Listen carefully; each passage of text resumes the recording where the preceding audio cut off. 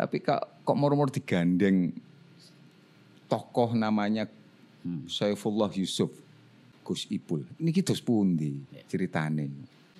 Bagaimana pasca pandemi tuntas, ini kan lagi down semua ini secara ekonomi dan seterusnya. Sampai jauh mana jenengan mampu menjawab itu?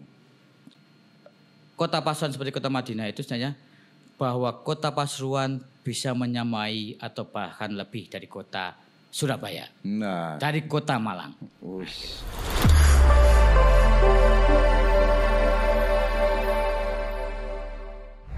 Assalamualaikum warahmatullahi wabarakatuh.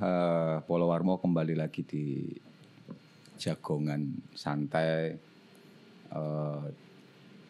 di podcast wartabromo.tv. Kita beberapa hari terakhir sudah ubyek yopo. Kota Pasuruan bakal punya gawe di tahun ini di tanggal 9 Desember 2020 itu akan ada coblosan wali kota dan wakil wali kota. Nah, serangkaian proses tahapan sudah dilakukan. Terakhir terkini itu adalah proses pendaftaran. Nah, kebetulan kita pengen tahu sampai jauh mana ini kalau ada 4 orang ini. Iki punggawa kabeh iki. Ada kalau yang daftar pertama itu Pak Teno dan Pak Asim Asari, terus ada Gus Ipul dengan Pak Adi Wibowo. Nah, kebetulan ini lagi. Nama terakhir iki kok dilala mendayo ke Wartabromo. Lah ini. Assalamualaikum. Pak Adi atau Mas Adi? Mas Adi. Oh, Mas Adi. Ben ketok enom lah. Oh, sama nama tua saja. Iya. Iya. Mas Adi Wibowo Polo Warmo mungkin bisa dilihat ini jemblegere kok ngene iki ganteng ngombe ireng apa silakan nilai. Iya. Ini menarik Mas Adi karena jenengan tiba-tiba pejunduk berpasangan dengan Gus Ipul. Oke. Itu lepas dulu lah ya. Sebenarnya kita pengen tahu jenengan ini sinten gitu kan. Adi Wibowo. Iya, tapi jenengan ini sebenarnya siapa sih gitu. Kita pengen tahu ini. Oh, nah, terus kira-kira selama ini kehidupan jenengan ini kan dengan kondisi santai. Ini kita semua yakin dengan terus mendaftarnya akan sibuk. Hobi jenengan mungkin akhirnya terbengkalai segala macam, akhirnya yang biasa melaku pagi akhirnya bisa jadi melayu pagi, bisa jadi berubah dan seterusnya. Bagaimana ini? Oh ya, tadi kan salam ya. Waalaikumsalam warahmatullahi wabarakatuh. Waalaikumsalam. Terima kasih teman-teman Warmo, Mas Tuji. Sebenarnya nggak mak bertunduk sebenarnya. Oh, nggak mak bertunduk. Karena by proses, semuanya by proses. Kita juga kalau melihat proses politik di Kota Pasuruan, saya sebenarnya juga bukan baru di Kota Pasuruan.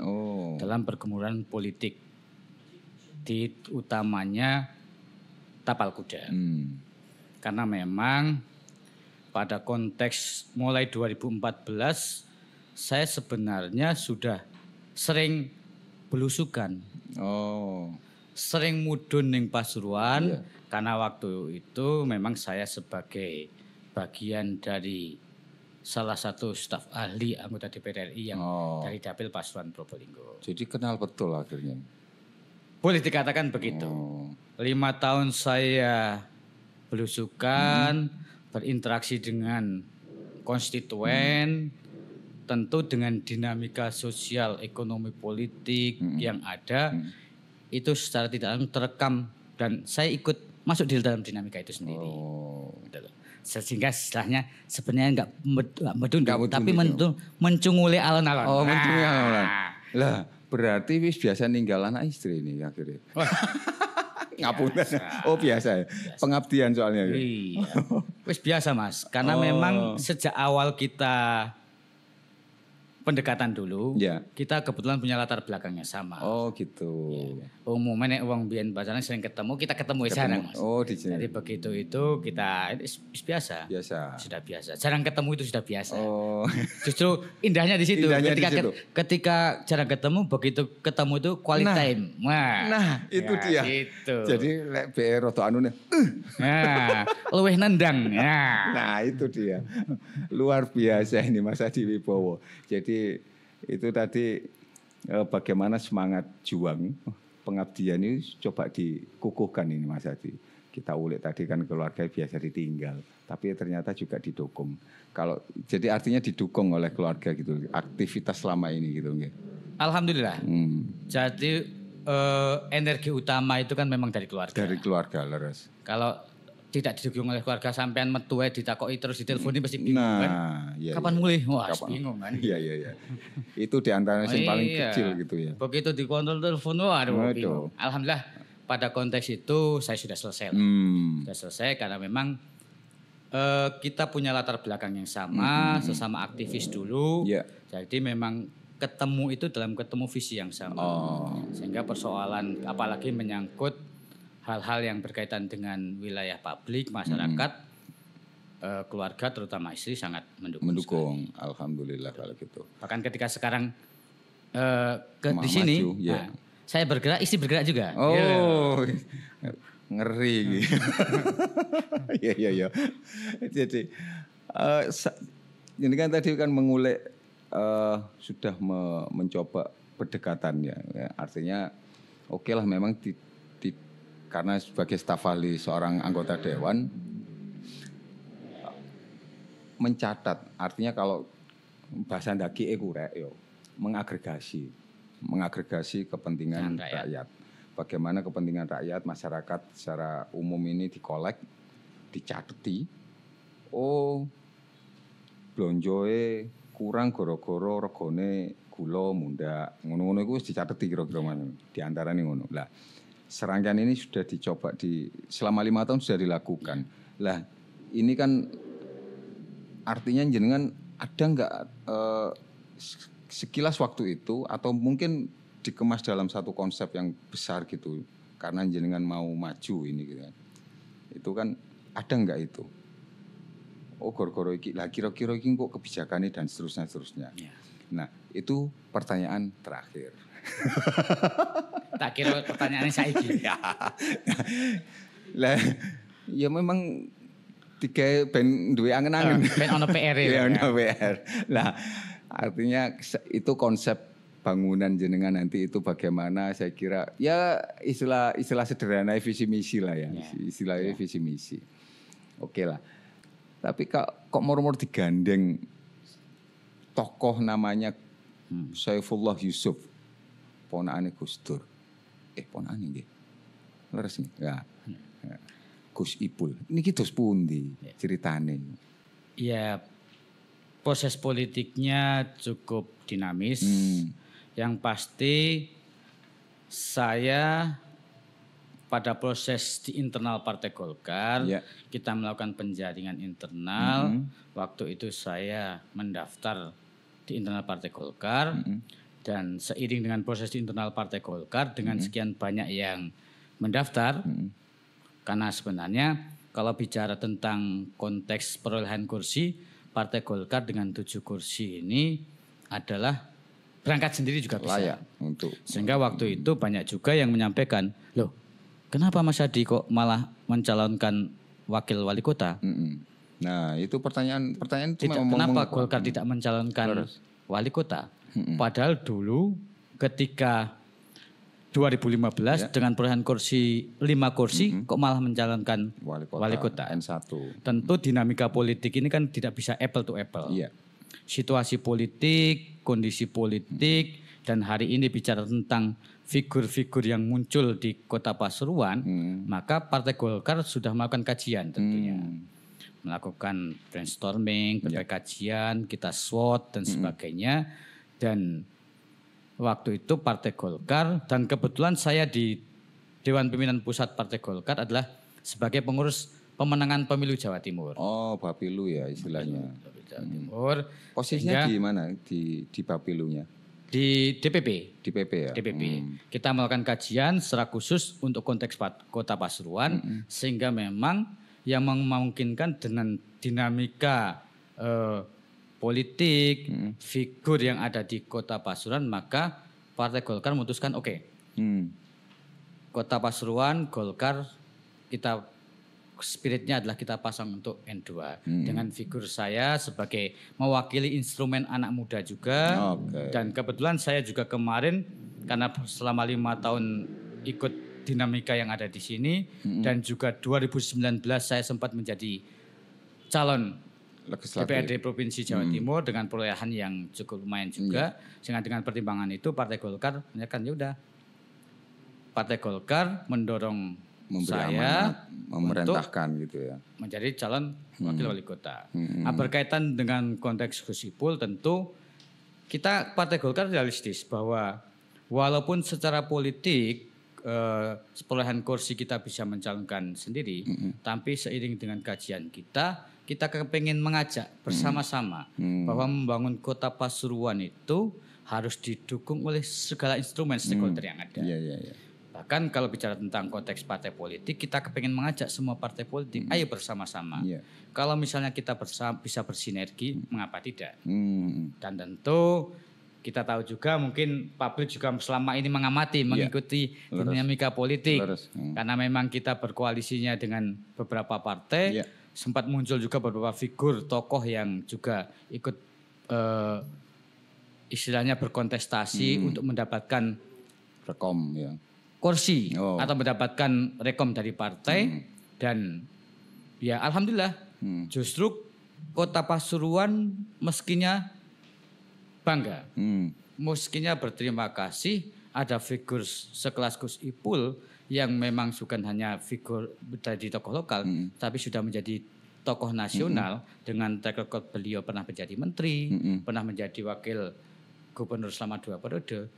Berarti ini menunjukkan bahwa Gus Ipul punya konsen dan memang Gus Ipul juga diamanahi oleh para alim ulama, para tokoh untuk turun tangan. Oh gitu. Bagaimana mengatasi berbagai persoalan yang ada di Kota Pasuruan.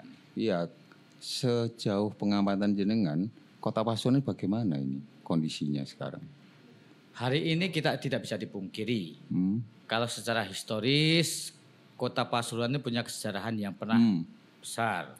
Dengan segala potensi wilayah, potensi sumber daya alamnya, potensi geografisnya, pernah punya kejayaan pelabuhan sebagai pusat perdagangan dan bisnis, bagaimana pusat UMKM, Bokir dengan mebelnya, punya potensi logam dan industri sebagainya, destinasi wisata religiusnya yang begitu besar. Hari ini kita bisa merasakan. Kadang kan mungkin publik tidak bisa menghitung secara kuantitatif, tapi secara kualitatif bisa merasakan bagaimana sih perkembangan Kota Pasuruan selama 1 dekade ini. Kalau menurut jenengan pripun ini kondisinya? Boleh dikatakan stagnan. Stagnan, Bagaimana misalnya beberapa hal berkaitan dengan PAD, pendapatan asli daerah misalnya. By data bagaimana ini? Menurun. Menurun. APBD-nya bagaimana? Yang kedua adalah yang bisa dirasakan secara langsung oleh masyarakat adalah pelayanan publik, public services. Apalagi berkaitan dengan misalnya pelayanan dasar. Bagaimana di konteks pendidikan, bagaimana di konteks kesehatan, bagaimana di pelayanan dasar yang lain, pengurusan KTP, pengurusan tentang izin-izin yang lain. Izinan usaha dan tantangan kita hari ini justru dengan perkembangan teknologi, meskinya kan justru linear dengan respon ke pemerintah daerah, karena memang pemerintah daerah ini sebagai pelayan publik, pelayan masyarakat yang melakukan pelayanan yang maksimal. Kota Pasuruan kalau kita lihat sepertinya ini saya kurang ini butuh koreksi juga barangkali. Ini kan yang saya pahami multikultur. Bagaimana sisi utara itu sedemikian rupa, terus sisi selatan itu sudah jauh berbeda. Meskipun berdekatan gitu, kurang lebih 10 kilo atau kan gitu. Kalau dibentang gitu kan, itu masuk kota Pasuruan. Lah, terus di mana ada secara potensi ada industri mebel, ada industri logam dan seterusnya, ada nelayan laut, pelabuhan dan seterusnya. Ini kan luar biasa kalau benar-benar difokuskan satu persatu sisi itu, dikolek dengan karakteristik masyarakat, terus industri jasa di Kota Pasuruan ini ke depan bagaimana ini? Karena kalau dari sisi secara nggak langsung jenengan ketika ngomong PAD itu kaitan dengan penguatan potensi ekonomi itu kurang didorong kira-kira semacam itu. Ke depan 5 tahun ke depan itu bagaimana jenengan nanti? Pembangunan itu kan harus memberikan makna. Oh, serius lagi makna itu. Harus memberikan makna. Iya. Artinya harus mampu memberikan masyarakat merasakan bahwa pembangunan ini tidak hanya normatif karena melaksanakan mengalokasikan anggaran yang ada, tapi memberikan makna bahwa masyarakat terlibat dalam konteks pembangunan itu sendiri. Jadi dalam ada partisipasi. Pembangunan harus partisipatif. Dan karena ketika bicara tentang pembangunan partisipatif, ini menyangkut juga bagaimana masyarakat merasa punya tanggung jawab. Ya, handar benih memiliki. Karena responsibility itu, rasa tanggung jawab itu tentu berawal dari sense of belonging. Dilibatkan. Dan paradigma pembangunan kita memang pasca reformasi kan sebenarnya sudah bergeser. Dari yang top down menjadi bottom up.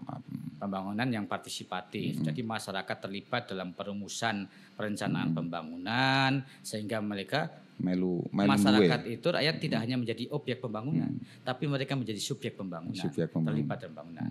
Dengan konteks sosiologis kota, kota ini kan bicara tentang sosiologis kota itu memang secara sosiologis adalah heterogen. Justru. Beda dengan masyarakat pedesaan, komunitas misalnya pertanian.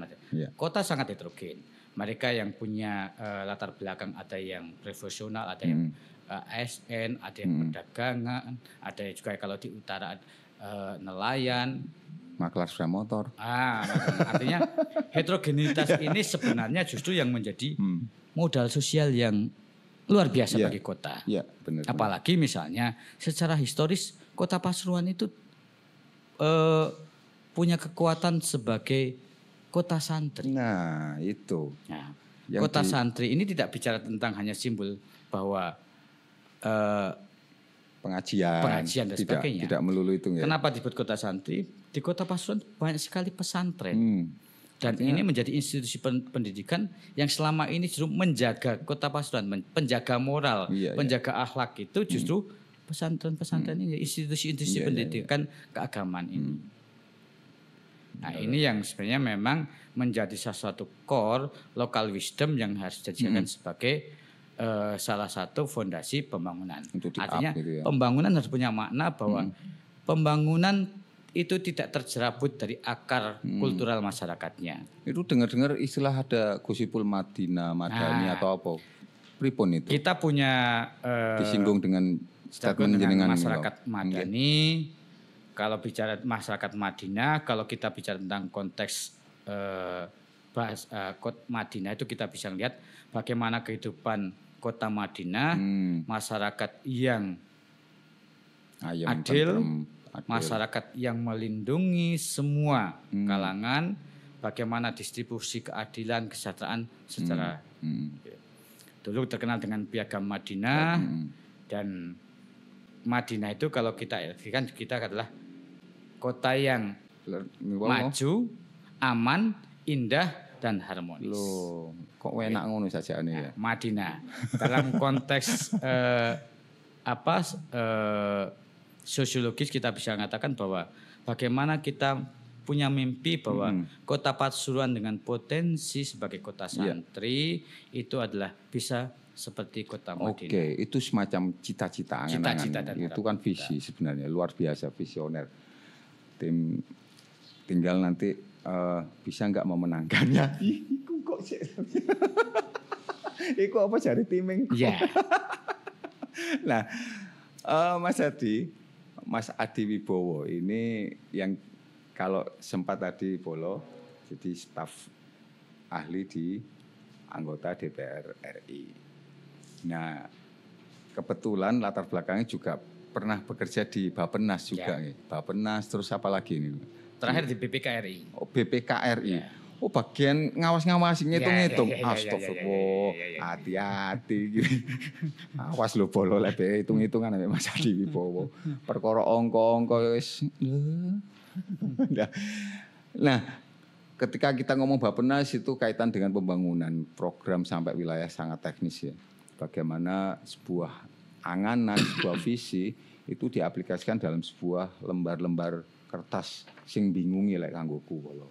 Nah, ini mungkin Mas Adi karena sudah punya pengalaman di wilayah itu, kira-kira bagaimana itu? Ada enggak nanti kesulitan atau kira-kira sampai sisi aplikasi lah istilahnya? Terus dorongan tuh diperkuat dengan jenengan punya pengalaman di Bappenas itu sangat mendukung enggak kira-kira itu pengalaman itu? Ya tentu pengalaman kita pasangan Gus Ipul sama Mas Adi ini kita punya pengalaman di masing-masing. Gus Ipul punya pengalaman di pemerintahan, saya sedikit banyak juga pengalaman pernah di Bappenas dalam perencanaan pembangunan dan waktu itu memang saya di Bappenas konsennya adalah di daerah tertinggal dan perbatasan sehingga tentu banyak tools tentang bagaimana memberdayakan masyarakat, pendekatan pembangunan yang partisipatif, pendekatan pembangunan yang memang tidak top down sehingga masyarakat tidak dianggap hanya sebagai objek pembangunan, tapi mereka menjadi subjek pembangunan. Dan itu linear juga dengan konsepsi pembangunan sosial, yaitu people centered development, pembangunan yang berpusat pada manusia. Nah, jadi subjek pembangunan itu harus memang manusianya yang dilibatkan, sehingga melihat pembangunan itu tidak hanya dimaknai pembangunan fisik, infrastruktur, bahwa itu tidak bisa dilepaskan, tapi justru yang lebih bermakna adalah bagaimana membangun sumber daya manusia. Itu dua hal setidaknya. Yang kedua, pengalaman saya selama 10 tahun di DPR RI sebagai tenaga ahli, tentu karena bersinggungan dengan bagaimana proses perumusan kebijakan, pengawasan kebijakan, dan budgeting, itu juga menjadi modal bagi saya bagaimana nanti pengambilan kebijakan tentang kebijakan publik. Juga karena saya juga sering turun ke masyarakat selama ini dengan istilah ngrungokno. Keluhannya masyarakat, ngrungokno harapan masyarakat ini menjadi salah satu bahan bahwa memang kadang pembangunan itu harus sinkron antara apa yang dalam kacamata pemerintah, kacamata pengambil kebijakan, dan harus sinkron dengan harapan masyarakat. Kalau nggak sinkron, karena sama-sama hanya dengan kacamata sendiri, kadang tidak applicable. Gitu. Pemerintah nganggap bahwa ini kebijakan itu harus A. Bisa jadi di luar kebutuhan mereka. Ternyata ketika dioperasionalkan nggak matching, kan gitu. Nah, makanya pembangunan yang partisipatif itu penting karena pengambilan kebijakan itu tidak hanya dari kacamata yang di atas, tapi memang karena atas data-data masukan dari masyarakat, apa yang menjadi kebutuhan dasar, apa yang menjadi prioritas dan sebagainya, sehingga itu menjadi rumusan kebijakan publik. Nah, itu sudah dikolek, kira-kira pengalaman itu sudah dilalui oleh Mas Adi Bolowarmo. Jadi ngurek-ngurek kepentingan, mengagregasi kepentingan rakyat. Nah, kebetulan jenengan sudah mendaftar, sudah mendaftar bareng-bareng nih wau tempo hari ya. Lah, wis sudah mengenalkan enggak? Iki lho aku gitu kan, ya wajib toh ya. Kan biasa wis masa wayahe kan. sampai tekan ngendi jenengan? Memang kan dengan konteks pemilihan langsung itu keterkenalan popularitas itu menjadi variabel yang sangat penting. Seberapa besar punya visi yang kuat, tapi kalau tidak dikenal ya tidak ini. Makanya saya sudah berupaya untuk juga membangun komunikasi, silaturahmi dengan tokoh ulama, tokoh masyarakat, tokoh pemuda, simpul-simpul masyarakat untuk mencoba memperkenalkan siapa sih saya. Walaupun sebenarnya ini bagi sebagian masyarakat yang kemarin juga ikut berdinamika politik pada Pileg 2019, itu banyak simpul-simpul saya yang memang di bawah itu istilahnya tinggal mengkol kembali. Dan selama ini juga sudah bergerak. Yang kedua adalah mesin partai politik. Mesin partai politik tentu menjadi instrumen yang sangat penting. Karena mereka juga punya struktur sampai tingkatan terbawah.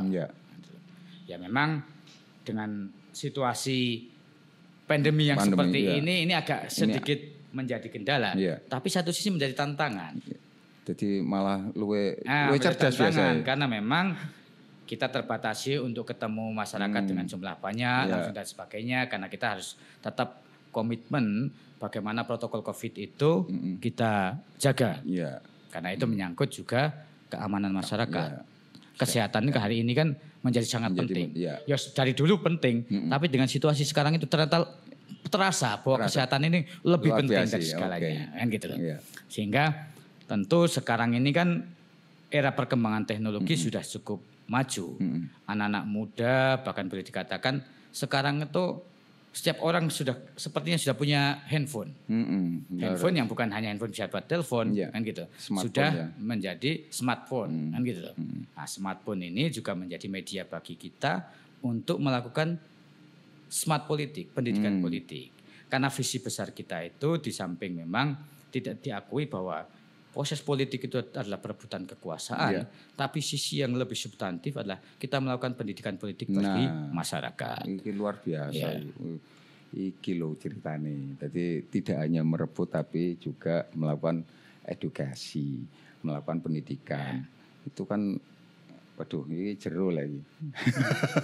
Bisa diminum dulu nggak apa-apa. Ngopi. Ngopi dari salah paham. Nggak apa-apa. Tapi kopi ini gelas ya. Oh, Masya Allah. Alhamdulillah. Iya. Ini kan jenengan ada, ini sudah menjelajah, oke lah. Tim suksesnya sudah. Ada 4 kecamatan di sini. Saya tidak bilang ini kecil dan besar sebenarnya, cuman karena sebenarnya ini relatif, karena hanya masalah secara kuantitatif saja sebenarnya. Jenengan untuk mengkolek ini mungkin dari sisi tenaga dan waktu agak tipis ringan lah ya. Tapi pada sisi mengagregasi kepentingan itu tadi sampai ngomong kebutuhan mendasar yang atau mendesak per hari ini.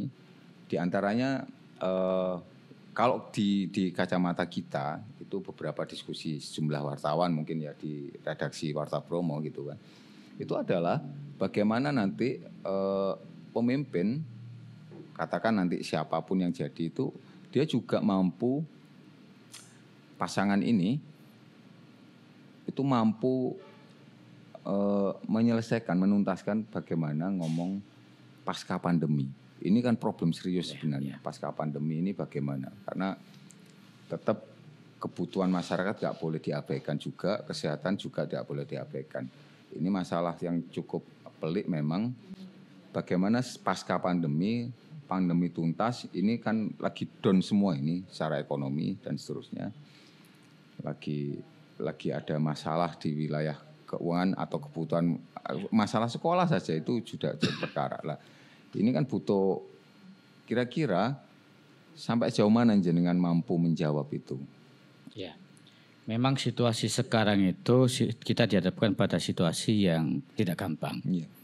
Bahkan pandemi ini kan tidak hanya menjadi problem bangsa kita. Ini bisa menjadi salah satu teror baru sebenarnya. Yes. Teror baru secara internasional, sehingga negara-negara maju pun sekelas Amerika macam-macam itu bergoyang kalang kabut situasi ini. Tapi memang kita harus menyiapkan exit strateginya. Negara dan utamanya instrumen negara sampai tingkatan terbawah memang harus menyiapkan bagaimana exit strategi pasca pandemi. Pasca pandemi. Kita nggak tahu sampai kapan pandemi ini berakhir. Hari ini kita semua lagi berupaya, berikhtiar melakukan cara terbaik untuk melakukan penyelesaian bahwa pandemi ini harus segera berakhir. Karena dampak pandemi COVID ini efeknya kemana-mana. Kalau dulu hanya lihat dari aspek kesehatan, tapi ternyata dampak yang lebih besar adalah ekonomi. Gitu. Negara dihadapkan pada dilema bagaimana sebenarnya tidak menghadap-hadapkan pada persoalan apakah ini persoalan kesehatan atau persoalan ekonomi, karena menjadi sesuatu yang integratif, gitu loh. Karena akhirnya mobilitas masyarakat, aktivitas semua terbatas. Dengan konteks itu. Ini situasi memang yang nggak gampang, sehingga memang harus ada komitmen bersama. Tentu pemerintah harus mampu membuat kebijakan yang itu realistis yang bisa dikeluarkan masyarakat. Kita tidak mungkin misalnya membatasi semua karena hanya alasan kesehatan, membatasi semua aktivitas. Ketika negara juga tidak bisa mengcover kebutuhan, kita realistis bagaimana misalnya alokasi anggaran yang kita miliki, maka justru nanti yang terjadi adalah kericuan sosial. Ada terjadi situasi sosial yang tidak baik. Sehingga memang pemerintah harus bijak, negara harus bijak, pemerintah harus bijak bagaimana ruang-ruang toleransinya adalah aktivitas ekonomi tetap mampu dilaksanakan tapi ketat protokol COVID-nya. Dan ini butuh kesadaran bersama. Kesadaran itu juga tidak bisa dibangun dengan tiba-tiba. Pemerintah dengan kebijakannya harus mengawal. Ketika ada kebijakan, ya turunannya sampai operasionalnya harus dikawal. Protokol COVID, masyarakat misalnya, daerah harus pakai kewajiban pakai masker, ya itu harus ditegakkan dan setidaknya pemerintah memfasilitasi masker misalnya. Bagaimana misalnya di wilayah-wilayah untuk menjaga kebersihan, siapkan hand sanitizer atau buat cuci tangan yang memang itu mampu menjangkau semua masyarakat. Nah, kita lihat misalnya di Kota Pasuruan apakah di gang-gang masuk-masuk itu sudah tersiapkan. Di samping misalnya ada memang swadaya masyarakat, kesadaran masyarakat. Ini sudah bagus, tapi tidak cukup. Pemerintah apalagi ada alokasi anggarannya, refocusing anggaran untuk COVID, ini juga harus terukur sampai di situ. Dan ini ingat, seberapa pun kecilnya uang negara itu akan diaudit oleh BPK. Nah, itu. Wah, iki wis. Oke, tapi artinya baik itu pesan-pesan khusus dari pesan sponsor. Ini serius. Iya, serius ya. Memang ini persoalan pertanggungjawaban publik dan semua adalah hak rakyat. Ya. Gitu. Ya sebenarnya kita melompat lagi di sisi itu kan ternyata sudah terjawab yang pertanyaan tadi kan.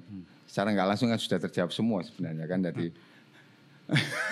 jadi hal mendasar mungkin karena kaitan dengan pembangunan itu ada tahapan, saya kira tahapan, ada skala prioritas gitu kan.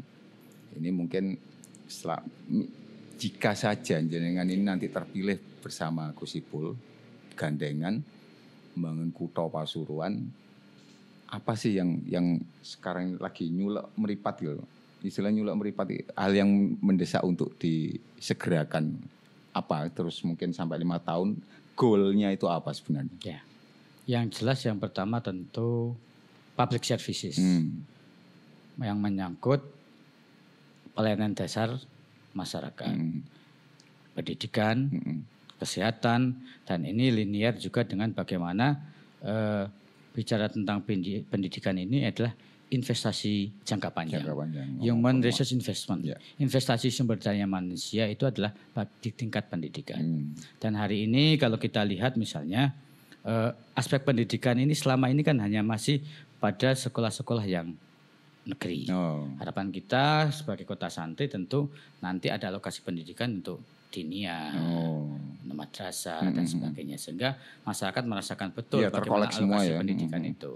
Dan hari ini kalau kita ini alokasi anggaran untuk pendidikan itu kan 20% Ya. dari anggaran APBD. negara.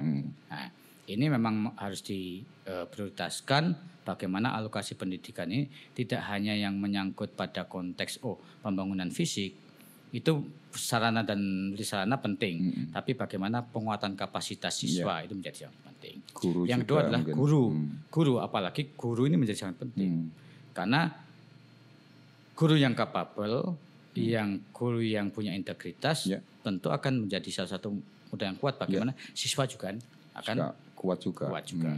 Yang kedua aspek kesehatan. Apalagi dengan situasi pandemi ini terasa bahwa ternyata kesehatan itu menjadi sangat penting. Masyarakat harus mampu merasakan dan merasa bahwa negara itu hadir. Pemerintah daerah itu hadir di setiap lini kehidupan masyarakat. Menyangkut kesehatan utamanya. Kadang kita terjebak pada konteks administratif, sehingga misalnya orang sudah sakit mau ke rumah sakit masih ditanya kelengkapan ini tidak ditangani dulu. Sedang mengap. Nah, susu mengapa sih ditakoni endi KTP nih, sedulure ning di sapa tangani dulu dan selamatkan nyawanya dulu. Selamatkan dulu dan memang itu menjadi pelayanan dasar yang menjadi tanggung jawab negara. Oke. Satu hal lagi mungkin ini sampai goal nanti tadi belum kejawab. Sampai goal 5 tahun ini kira-kira bagaimana? Ya, tentu, ini kan banyak potensinya, diantaranya potensi ekonomi terlebih di wilayah industri dan pelabuhan misalkan. Ada itu sebenarnya ada bahasan khusus sebenarnya, tapi ini kan kita butuh penjelasan singkat. Kita ini kan punya mimpi, punya harapan yang tertuang dalam visi misi. Itu visi misi, terus ada agenda prioritas dan itu juga kita sudah tuangkan nanti dalam program kerja kita. Orang kan dengan jargon seperti kota Madinah itu kadang mimpinya kan enggak ini. Kadang praktisnya koyo apa sih sakjane. Seperti Madinah ini. Kota Pasuruan seperti kota Madinah itu sebenarnya bahwa kota Pasuruan bisa menyamai atau bahkan lebih dari kota Surabaya. Dari kota Malang. Ukurannya sederhana. Nang tonggo. Yang bisa tetangga kita lihat gitu loh. Apa? Tentu dengan potensi sumber daya alam yang kita miliki, sumber daya manusianya, kita tahu bagaimana hari ini justru di sektor perkotaan itu justru sektor jasa itu menjadi sektor yang cukup utama menopang ekonomi masyarakat. Hari ini kita punya destinasi wisata religius. Ini menjadi potensi yang luar biasa. Di samping memang secara ini nanti akan kita master plan-nya akan kita buat bagaimana misalnya wilayah destinasi wisata religius itu juga didopang oleh tempat-tempat sentra inkubasi UMKM. Itu jadi terintegrasi, wilayah yang terintegrasi sehingga masyarakat itu melihat kota Pasuruan bukan wilayah hanya kota transit, tapi juga menjadi tujuan. Ke Jawa Timur ini kalau enggak, apalagi ke Tapal Kuda itu kalau enggak ke Pasuruan, kota Pasuruan tuh kurang. Nah, gitu loh, kurang. Ternyata di situ kita secara religius, secara batin kita bisa terpuaskan, bisa damai dengan ziarah ke makam Romo Hamid. Kita bisa itu untuk kebutuhan yang lain. Ternyata di situ juga disiapkan potensi hasil produk masyarakat, UMKM masyarakat, baik itu logam, industri logam, industri-industri yang lain, industri makanan, minuman dan seterusnya. Yang itu adalah memang tantangan kita ke depan, apalagi masyarakat perkotaan adalah bagaimana kita memerankan ekonomi kreatif. Ekonomi kreatif, ekonomi rumah tangga, dan kita sebenarnya punya simpul modal sosialnya, itu loh. Ada misalnya selama ini kelompok-kelompok pengajian, kelompok-kelompok masyarakat, ibu-ibu PKK, kelompok-kelompok pemuda, apalagi generasi-generasi milenial ini kan generasi-generasi yang memang sangat aware dengan perkembangan teknologi. Tinggal di-push itu. Nah, ini kan harus ada penguatan kapasitas dan pemerintah daerah harus punya komitmen. Bagaimana anak-anak muda ini sebagai sumber daya yang ini diberi penguatan kapasitas, pelatihan ekonomi kreatif dan sebagainya. Karena memang jangkauannya sudah luar biasa. Kalau kita ngomongin ekonomi kreatif sekarang kayaknya kita kok gak ono deh Pak.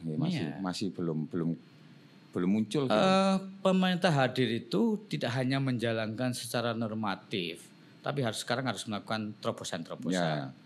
Kita juga harus terbuka melihat beberapa daerah yang tadinya dianggap daerah yang minus, tapi punya kepala daerah yang punya terobosan, dan hari ini kepala daerah memang harus juga bisa menjadi bagian dari marketing daerahnya. Nah, marketing itu bukan berarti tukang dodolan. Hanya dodolan apalagi dodol menjual, tapi justru membangun jejaring. Nah, hari ini kita lihat kita pasangan yang boleh dikatakan pasangan yang cukup pas. Gus Ipul punya pengalaman, pasangan senior dan junior, boleh bukan pasangan tua ya, pasangan yang pengalaman dan pasangan muda. Bagaimana kita sama-sama bisa bersinergi dan harapan ini bersinergi dan sampai terkawal sampai terakhir. Sampai terakhir 5 tahun. Iya. Tuh akhirnya follower ternyata. Iya, kita kasih kesempatan kepada Mas Adi untuk closing lah ya. Kita mungkin cukupkan sini sudah cukup panjang lebar. Itu tadi sebenarnya sudah ngomong visi misi sebenarnya.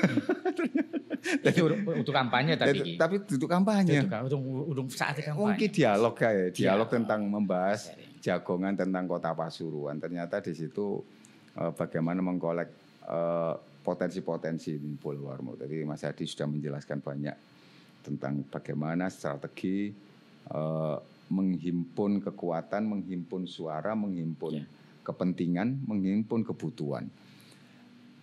Saya kira itu sudah cukup banyak tadi digagas, memang butuh fokus mungkin misalkan di lain waktu mungkin Mas Adi kita akan gugat nih. Piye caranya membangun pelabuhan, piye caranya membangun mebel. Betul. Nanti secara teknis operasional strateginya seperti apa itu penting kita gali. Mebel iku yo opo iku? Lah iku engko iku tapi polo. Jadi saiki jarno iki wis. Iya. Ojo kabeh dintenno. Nanti gak penasaran. Iya. Baik Mas Adi, matur nuwun. Mungkin kita kasih kesempatan closing statement di Jagongan Santai Warta Bromo ini. Matur suwun. Mas Tuci, teman-teman Warta Bromo, momentum-momentum seperti ini menjadi penting. Apalagi sekarang memang era disruptif, era teknologi, dialog dengan masyarakat itu, apalagi dengan situasi pandemi kita sangat terbatas, sehingga media-media seperti ini itu mencairkan suasana, mencairkan kepekuan, tapi mampu mengganti untuk kita dialog, menggali apa sebenarnya pemikiran-pemikiran yang ada. Dan yang lebih penting tentu saya pribadi dan Gus Ipul mengharapkan bahwa kehadiran kita ini menjadi bagian dari solusi, bukan menjadi bagian dari masalah, tapi kita hadir untuk membawa menjadi bagian dari solusi, sehingga kita kepingin merangkul semua pihak. Mari para tokoh masyarakat, para stakeholder Kota Pasuruan, baik itu para ulama, para alim, para habaib, para tokoh masyarakat, para pengusaha, para pemuda, tokoh masyarakat, para pelaku ekonomi kreatif, pelaku seni, pelaku olahraga, semua kita libatkan. Sehingga memang pembangunan ini partisipatif.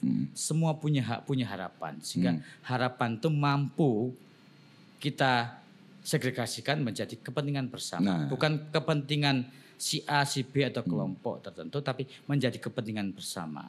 Mimpi kita menjadikan masyarakat madani ini adalah bagaimana Kota Pasuruan melindungi semuanya. Semua merasa terlibat, semua ikut merasa bertanggung jawab, semua ikut bersama-sama untuk berjuang membesarkan Kota Pasuruan. Berkeadilan juga mestinya kan. Oke. Demikian itu satu catatan saya ke Mas Hadi tadi closing ceremony-nya adalah closing ceremony, closing statement itu adalah Gusipul Mas Hadi bagian dari solusi. Saya kira itu saja cukup dialog perbincangan jagongan kita dengan Mas Hadi. Mas Hadi, matur sembah nuwun, sukses selalu. Mohon doanya. Amin. Bolo Warmo, salah kata. Wabillahi taufiq walhidayah. Wassalamualaikum warahmatullahi wabarakatuh. Waalaikumsalam warahmatullahi wabarakatuh. Matur suwun ngapunten.